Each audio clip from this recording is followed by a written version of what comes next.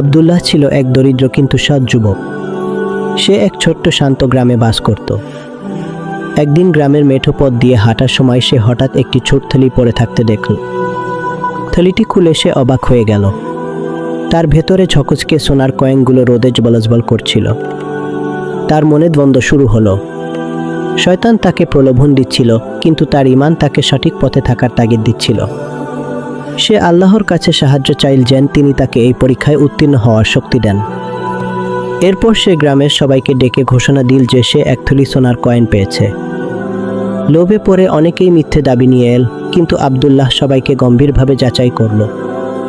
শেষ পর্যন্ত এক বৃদ্ধ লোক কাঁদতে কাঁদতে এল এবং সত্যি কথাগুলো বলল।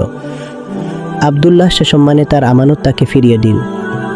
বৃদ্ধ লোকটির চোখ কৃতজ্ঞতায় ভরে উঠল। ঈমানের এই বিজয়ে আব্দুল্লাহর মনে এক গভীর প্রশান্তি নেমে এল। মহান আল্লাহ আমাদের সকলকে হেদায়েত দান করুন এবং আমাদের ইবাদত কবুল করুন, আমিন।